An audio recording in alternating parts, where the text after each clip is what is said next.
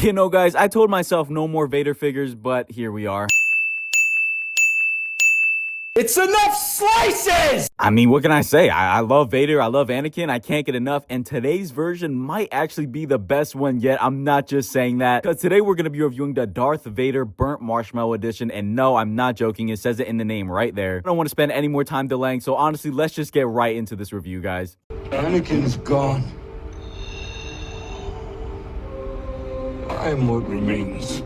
Now, before I actually get Vader out, I want to say a huge thank you to Pop Collectibles. That is where I got this figure, and that is where I get 99% of new releases. If you are interested in shopping on their site, you can use my code COSMA for a discount on any product in their site. And if you want to pick up this Vader, they actually have it in stock ready to ship today. But with all that being said, I need you guys to look at how massive this box is, bro. I don't know what is taking up so much space. I guess maybe it's the cape. We're going to find out, though. Although, ladies and gentlemen, I ain't going to lie to you, unboxing this thing was a challenge. I struggled, so I'm just going to let you watch the footage.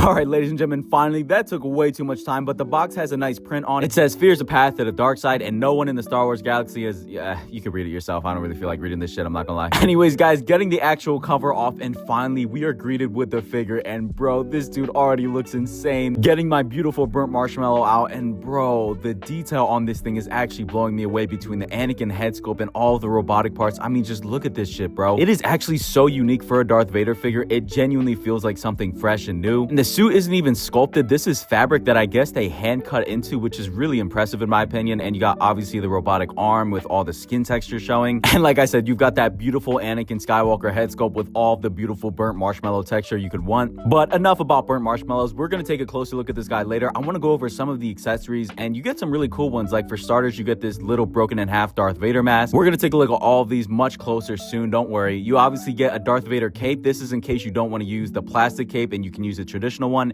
And honestly, this has some really nice battle damage texture on the bottom of it. But moving on to the second try, and here is why the box is so big. You can see it already. But first, we've got to go over the swap out Darth Vader helmet. You actually get two this time around. You get a broken one and a complete one. I'm actually surprised that they give you a non-damaged one. I feel like it doesn't really fit the vibe, but hey, I'll take it. I think they're both really well painted. They have some nice dust and dirt effects to make it look like they've been through battle. I will say the one on the right is okay, but in my opinion, the Kenobi version is just way better. The way it exposes all the way up to the forehead. I don't know. Something about it is more menacing. These are actually the same exact sculpt. The only difference is that the one on the right has like a helmet that covers the forehead. But yeah, they use the same exact sculpt, so you're getting the same thing. But moving on from the helmet, you get this absolutely insanely huge display base that honestly, in my opinion, adds way too much height. I don't know why they felt the need to make it this tall, but it actually has some articulation. I don't know why you'd want to have the base leaning. I feel like he'll fall over, but maybe if you want to distribute the weight to a certain size, you know, this will accommodate that, I guess. It actually has a light up feature. Granted, it's not bright. I don't know if maybe the power brick I was using wasn't bright enough, but it's just really, really dim in my opinion. I mean, you can see it, of course, but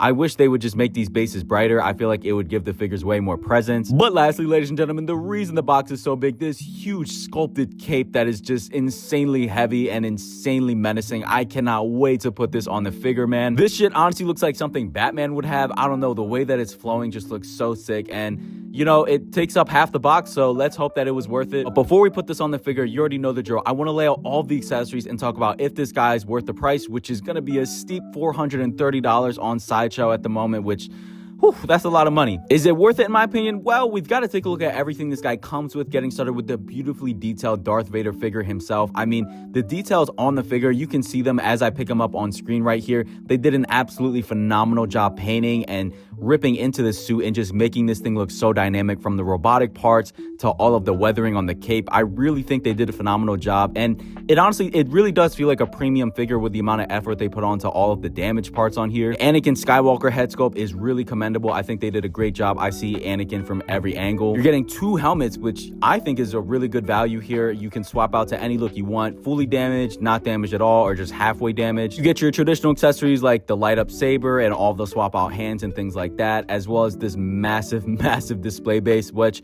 some people are going to love if you have the space. I personally do not. I wish this was a bit smaller, but hey, I'm not going to complain too much. And of course, we have to talk about this huge cape. I know you guys haven't seen what it looks like yet, but trust me, it adds a lot of presence, and it's probably the best part of the figure itself. So is this guy worth $430? I'm honestly going to go with a yes, ladies and gentlemen. I think they did a really good job with all the accessories and the details here. And well, here he is just standing here, and honestly, he looks amazing. I like how he looks without the cape. We're going to add the cape right now so you can see what it looks like. And honestly, the cape is thick. It hides a lot of the best details of this figure, like that robotic arm.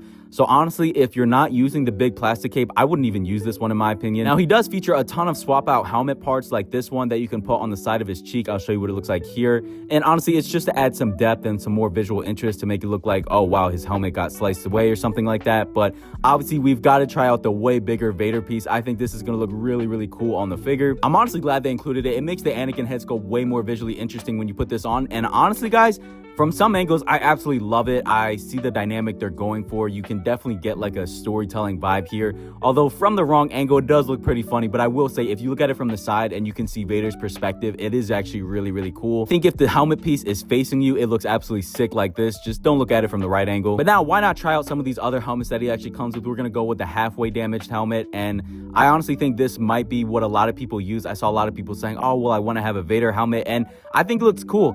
Is it for me?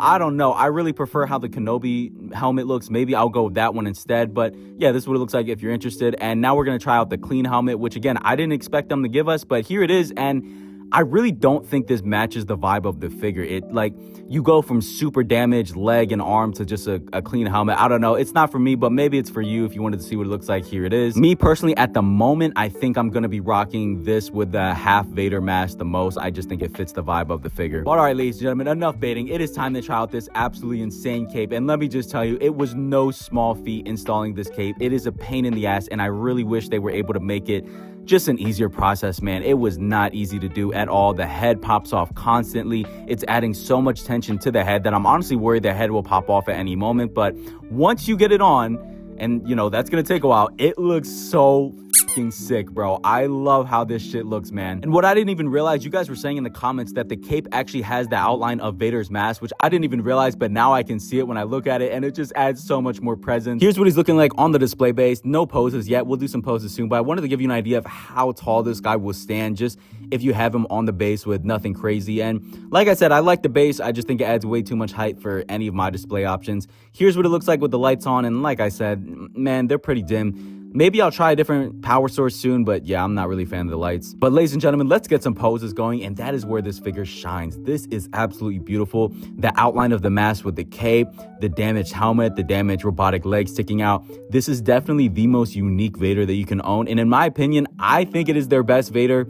I know that might just be some recency bias, but I actually really, really like it. Here it is alongside all of the other Vaders. No, I think it's their best. If I could only own one, I would still just go with the Return of the Jedi one, but I still think this is their best, most impressive Vader they've made to date. That's just my take. But I would love to know down below in the comments which Vader of these is your favorite. Now, you guys know I couldn't end the video without giving him an Ironworks custom saber because, oh my gosh, this guy just stands out $1,000,000 when you turn the lights off and you have that red lightsaber reflecting on the cape.